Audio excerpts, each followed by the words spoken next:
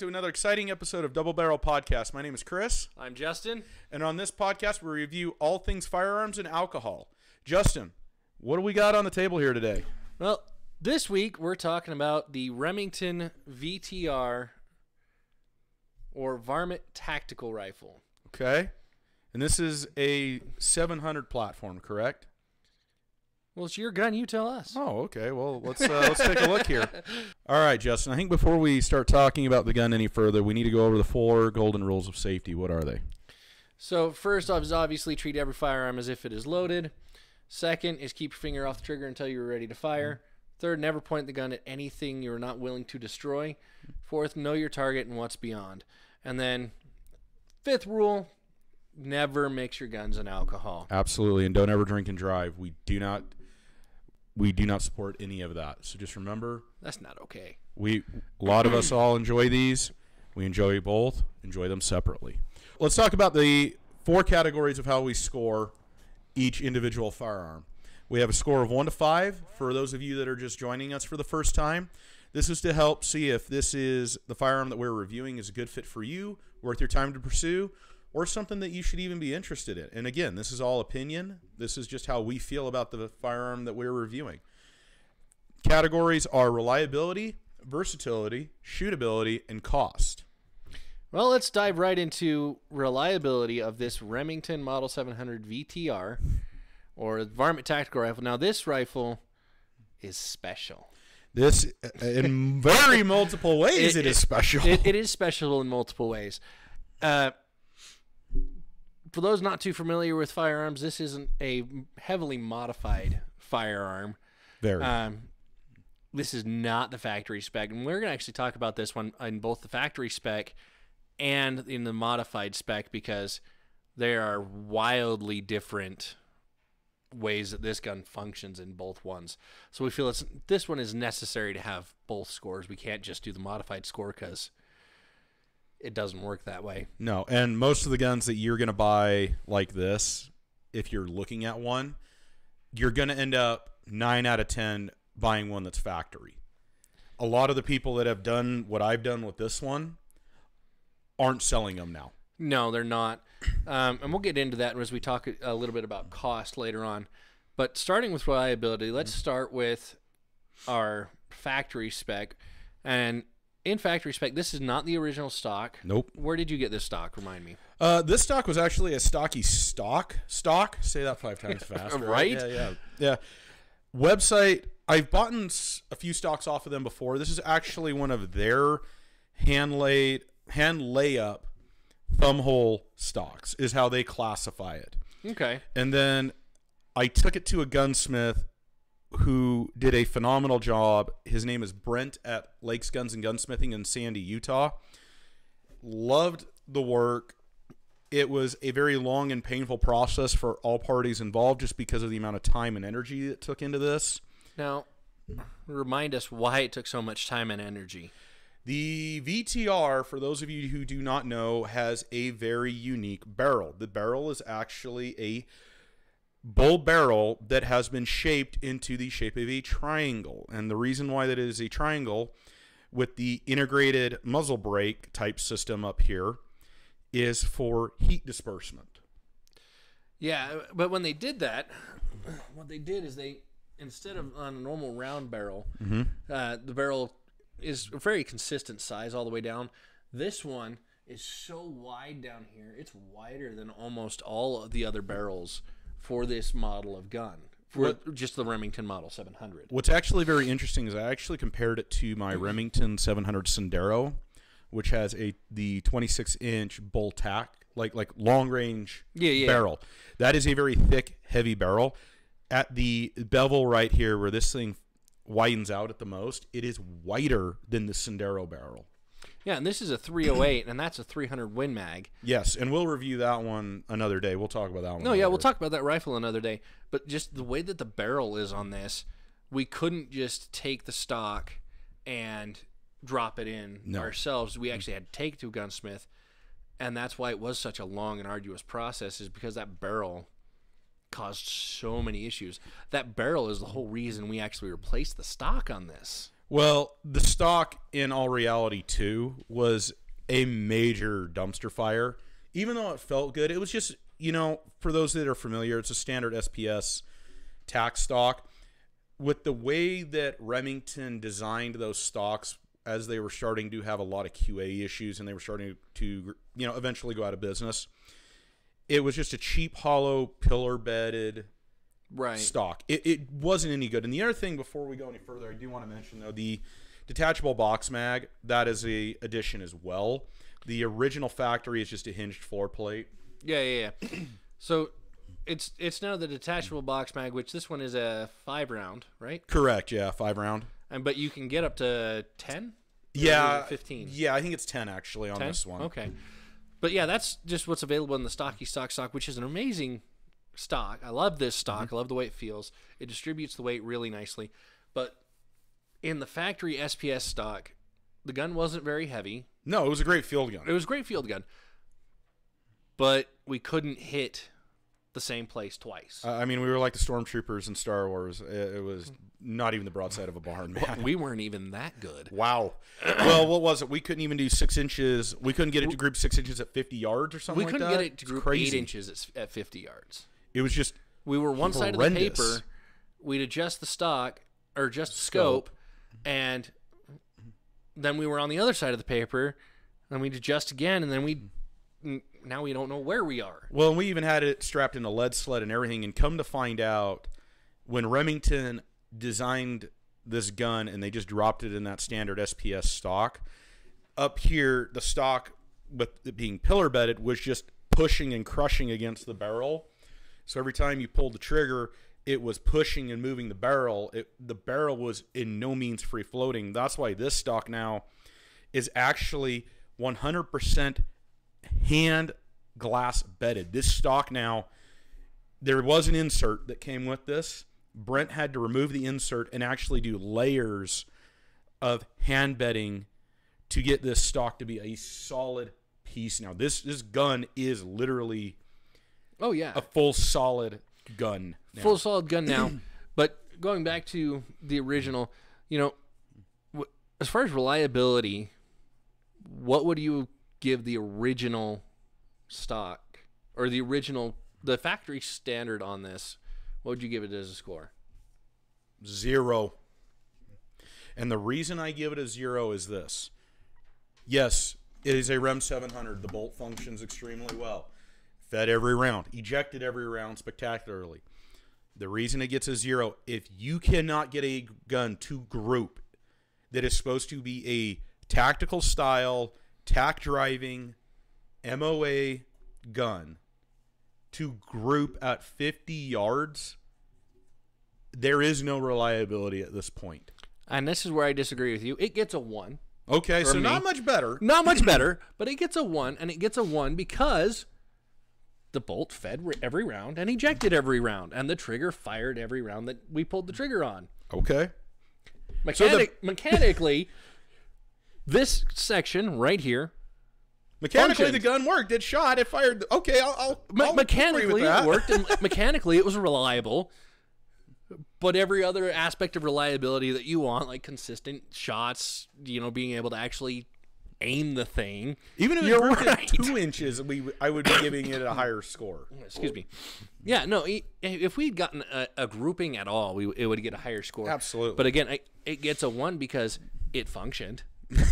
That's it. That's all it did, but we don't know if it's going to hit anything. Oh, we just assumed it wasn't going to hit anything. Exactly. But now let's talk about reliability and a little bit more about the work that's gone into it. With all the work that Brent put into it, with that hand laying, the glass bedding, making the barrel free floating, what did it do to this gun? This thing, the furthest I think we've taken it out is what, 350, 300? We were at 450. Was it 450? It was 450. We were sub MOA on an 8-inch gong. Oh, yeah. Tack driver. At 100 yards where we sighted this rifle in is where we sight most of our rifles in. That was the group of 3 or 4. We had 3 or 4 shots that were in less than a half inch. Yeah. And then we were able to take it all the way out to 450 yards and hit every Like we Well, literally not were every looking shot at the because the splatter of gongs. the gong. The spinning of the gong kind of made that difficult, and we had a lot of wind that day. But still, even for the amount of wind that we have, and I will admit, we had a massive cross breeze, I think that got up to 20. Yeah, it got up to about 20, 25 miles an hour, but we were still able to hit the target at 450 yards repeatedly. Mm-hmm. And this, before, you couldn't hit 50 yards repeatedly. No. So, obviously, our reliability scores for this 5. go up. I would give it a 5 now. See, and I'm going to give it a 4.5. Okay, well, I'm curious now. Why are you going 4.5 then? I'm going 4.5 because, well, yes, now everything functions and now it is a repeatable rifle. The amount of weight added to this thing. It is now, I think it's clocking in around 12 pounds now. And with went the scope, I think we're now clocking in around 14. Total Yeah, now. we're 12 to 14 pounds on this rifle, where before it was around 8, 9. 7 with the original SPS stock on. 8 or 9 with the scope on it. Yeah. And so we've increased the weight so much that it just makes this gun a hard gun to wield around. And it, For our hunting trip this year, it would not have. We brought it with. We had a friend that was going to use it. He ended up not coming with us. And I got to tell you,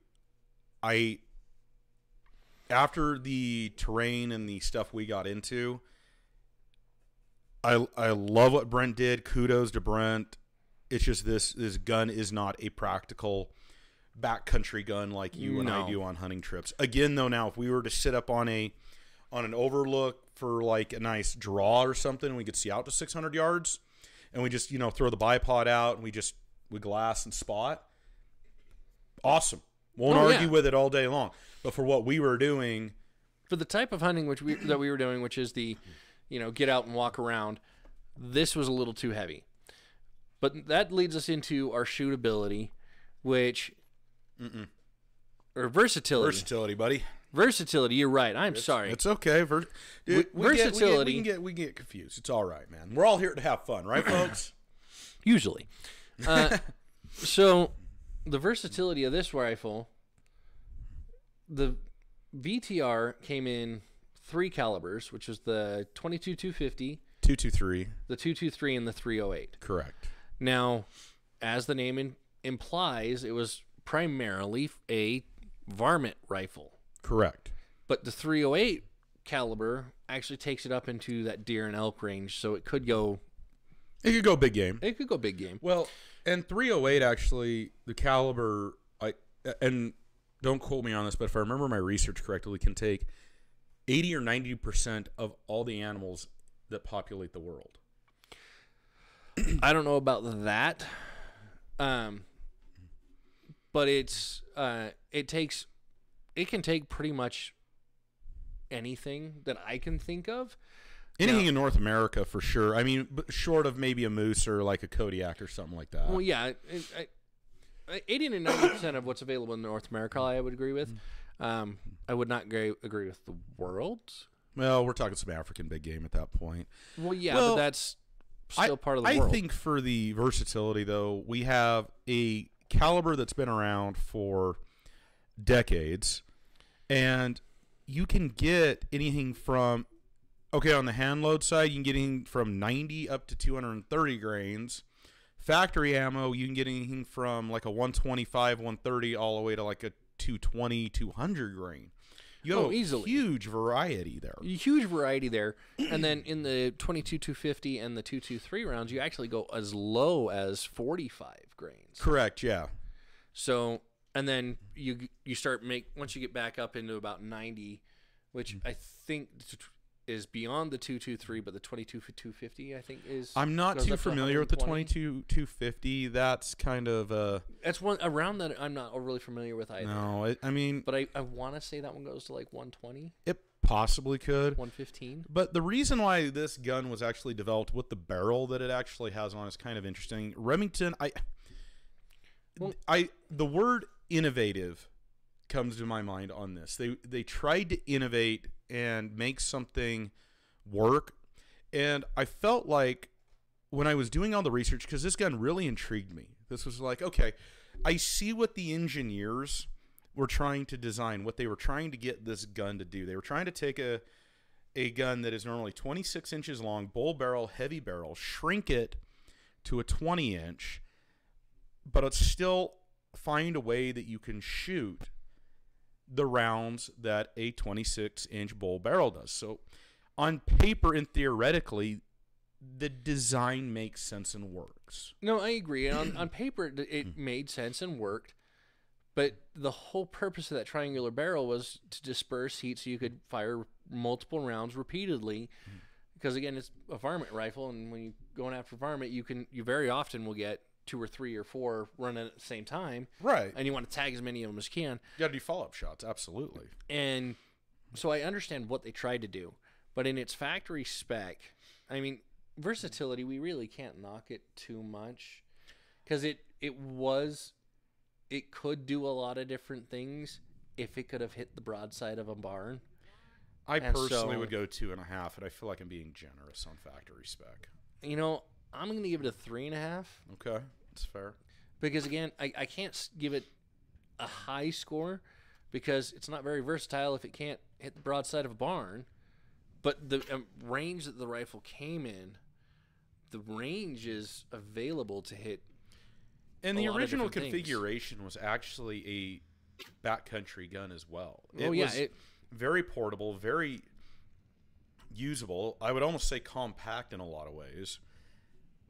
Again, though, that's the reason why why it's getting the 2.5 out of me instead of like a 0 or a 1 is because it was a great design, great idea for the time when it was engineered and developed and designed.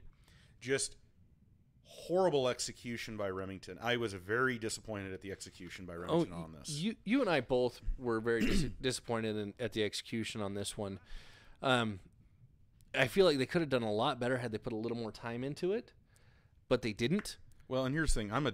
Before I was a diehard Remington. Yeah, I swore by Remington. That's what I bought. That's what I owned. That's what I used.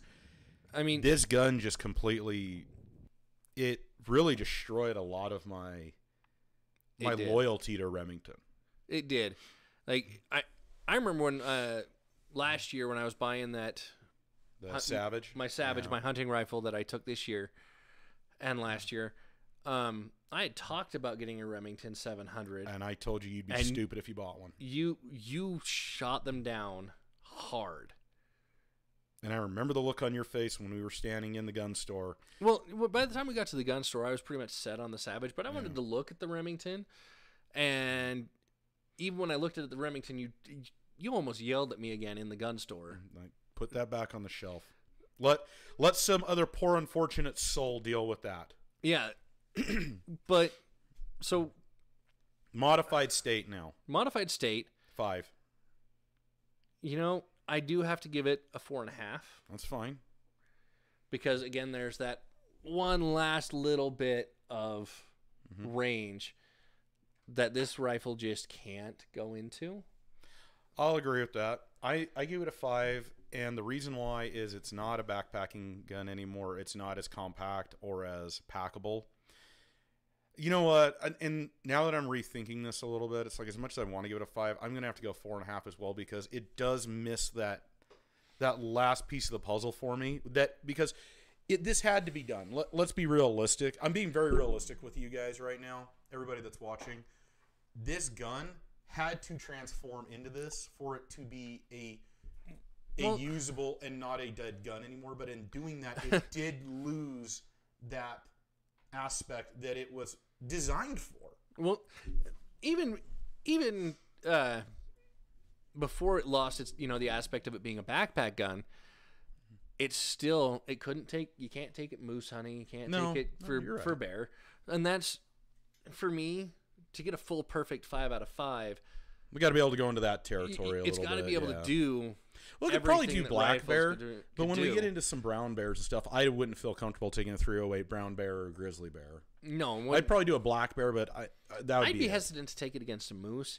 I wouldn't do a moose. No. I mean, like there are things that it can't do, and then of course it can't go back. It's heavy. Go backpacking anymore. So that's why we're it gets both its in 4.5. agreement on a 4.5 then, is what I'm thinking here. Yeah, we're 4.5 as far as versatility goes in the modified state. And you're right, the modification had to happen because it couldn't do anything in the unmodified state. No, not at all. Well, let's go into shootability. This one, to me, is going to be a really interesting... I've got an interesting take. May I just give my spiel on this you one? can give your spiel on this one. This I one's also not have going to be a very interesting- long one for me. Shootability, for me, comes down to as I consider myself a mid to advanced shooter is where I kind of classify myself. I'd agree with that.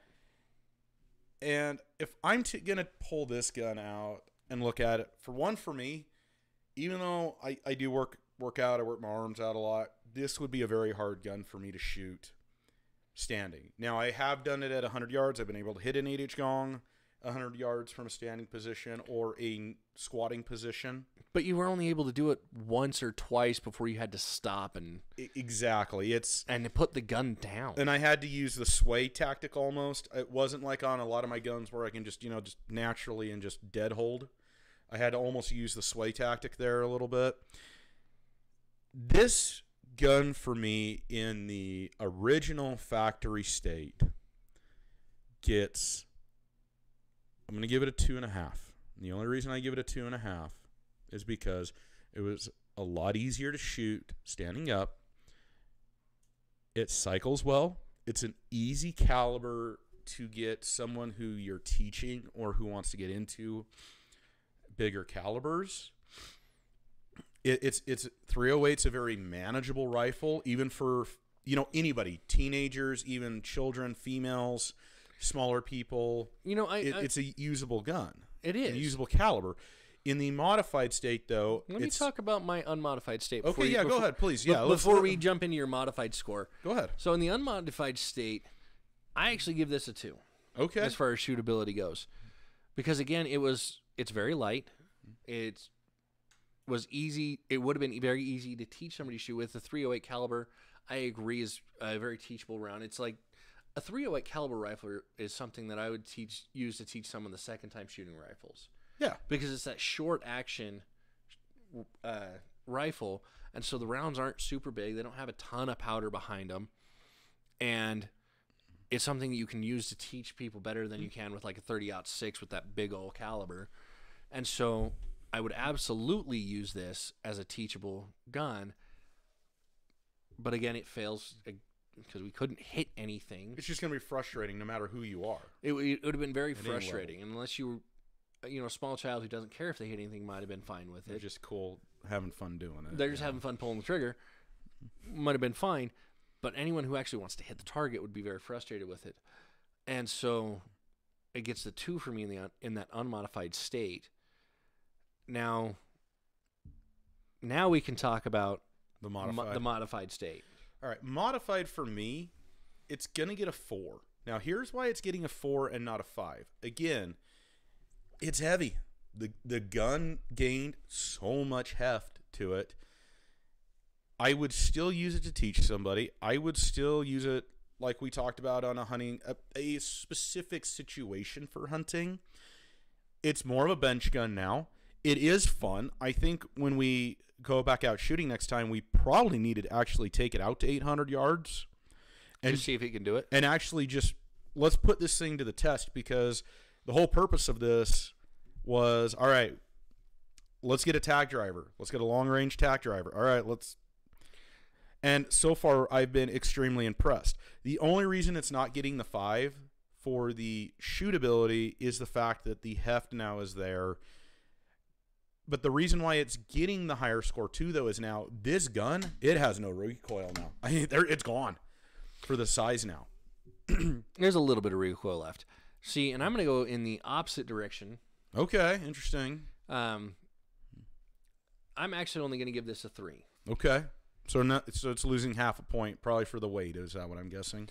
The weight on this is just such that I feel like even for you and I, it is a bench only gun. You can, like we said, you could shoot it from freestanding once, twice. Then you got to rest. You got to rest your arms. Then you got to rest. and reset. But even when you're doing that once or twice, it's so heavy. You only have like 10, 15 seconds at most. I was going to say at most. To do both shots. I mean, I had to pull that first one, I think, within 5. I didn't have a lot. You have 2 or 3 seconds that you're actually able to hold the gun still, sight, and shoot. Mm-hmm. But then everything else after that, it's the weight just you're starts going getting into to the you. sway effect there. Yeah. The reason why other thing I really like about this though is if we had our wives out in the field with us, I actually feel like both of our wives could actually shoot this gun now extremely well, and they would actually have fun with it. I mean, I feel like they could shoot it from the bench. Yeah. And actually might have some fun with it. That I'll agree with. But it is for me, it's a bench only gun now. Mm-hmm. Like, you have to have it bipod deployed on a hard surface to really shoot this thing. And so it's only going to get a 3 for me. That's fine. Because, while it does, it hits the target, like you said, the recoil is essentially gone on this, which makes it much more enjoyable to shoot. Absolutely. But it's just so heavy. It's a chore. It is. And so I don't like that. Well, let's get into probably the most important category, if not the second most important category for, I feel like, anybody buying a firearm. And that is cost. Yeah, the cost on this one. You paid what, $850? $780 for it. $780. And I bought the stainless steel version because at the time this gun was made, Cerakoting really hadn't really blown up and taken off. It really wasn't too much of a thing. And way to kind of get around the because I bought it for a field gun. I was like, okay, this is going to be a field gun. It's going to be just a gun that I use a lot.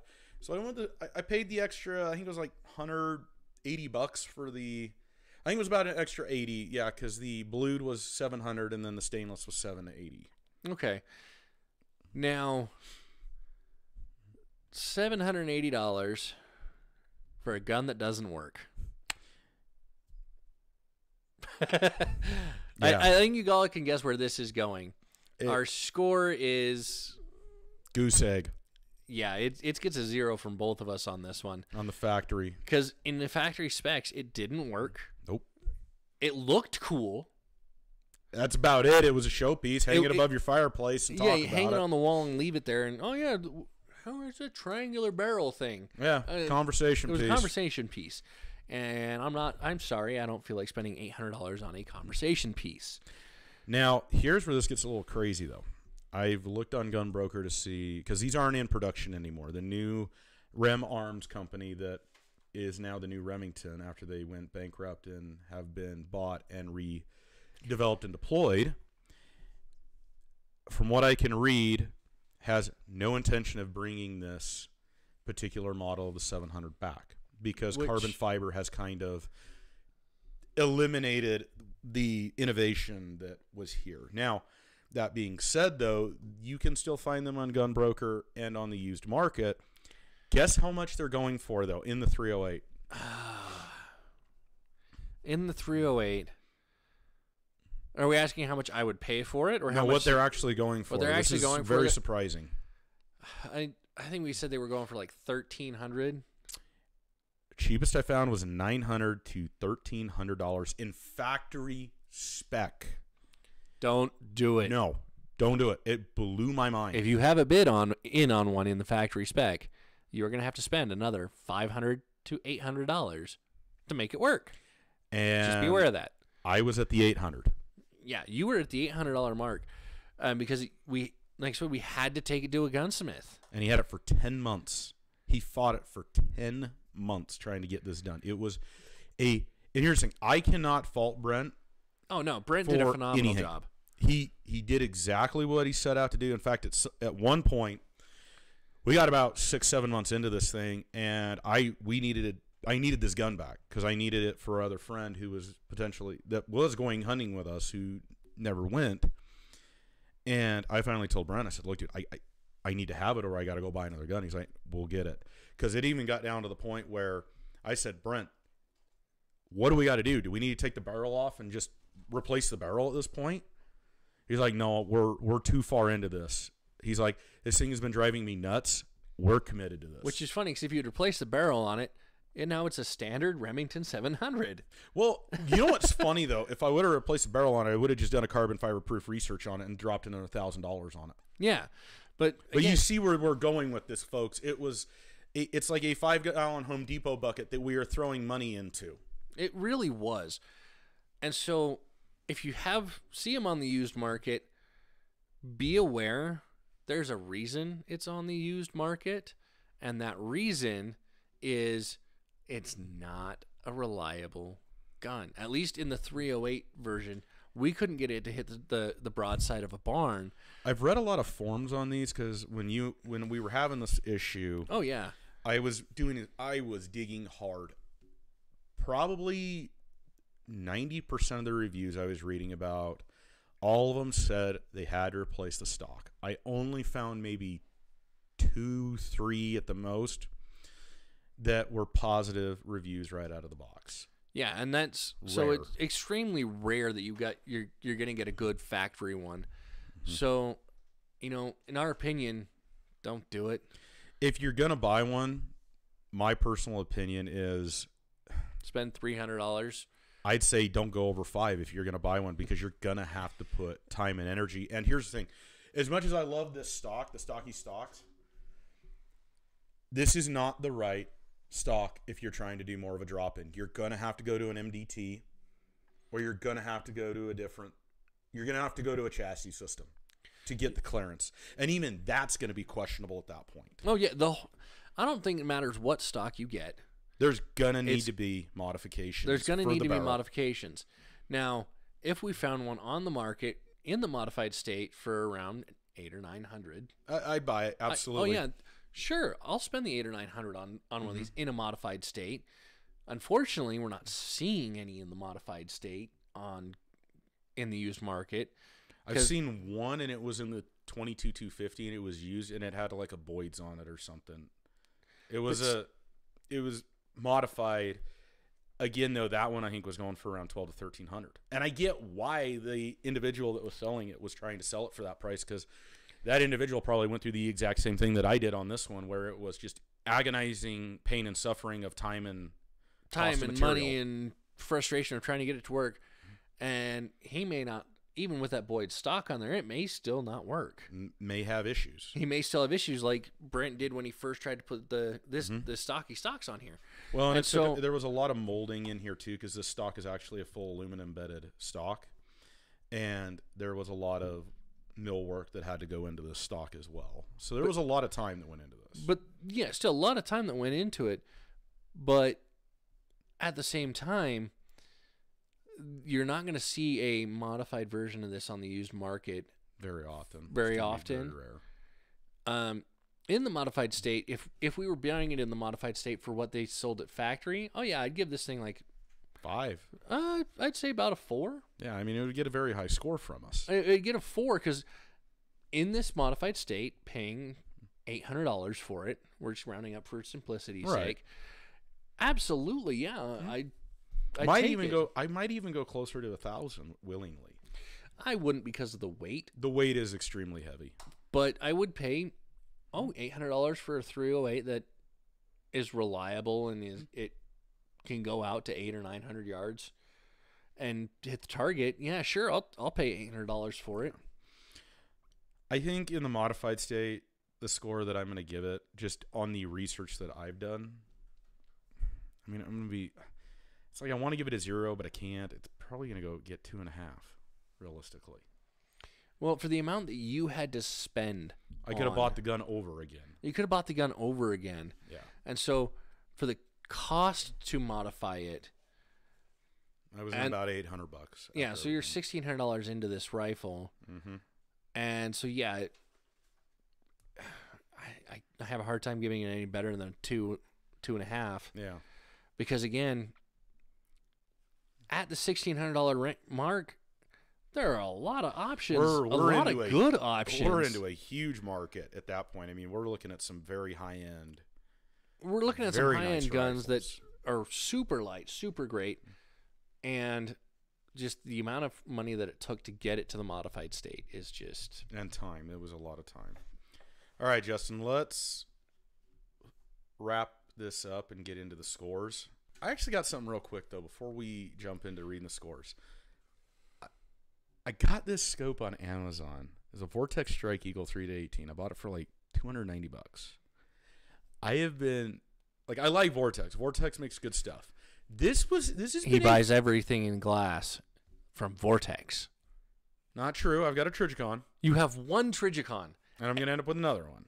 Everything else is Vortex. You got mad at me for buying a Monstrum instead of a Vortex. The Monstrum's very good. We'll talk about that later. Just say, you do love your Vortex. They make good glass.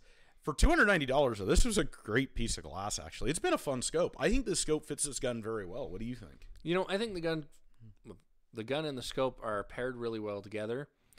I don't think we'll ever actually use the 18 magnification.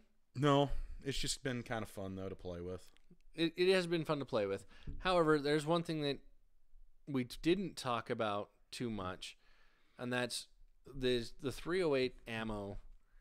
We use the cost and availability of the ammo in the 308 caliber. It's out there. It's everywhere. I mean, if you can walk into Walmart, it's everywhere. I mean, you can find it at pretty much anywhere that sells ammo. Yeah. And you're going to be looking about the average for a box of rifle ammo, anywhere from like $35 to $50 a box. Well, that's hunting ammo. Blinking ammo, I found them like some Private Pattersons or something. I've gotten down to like $19. I haven't seen anything that cheap recently. More recently, we've been looking in the low 20s for just like PMC standard blinking ammo at like 150 grain.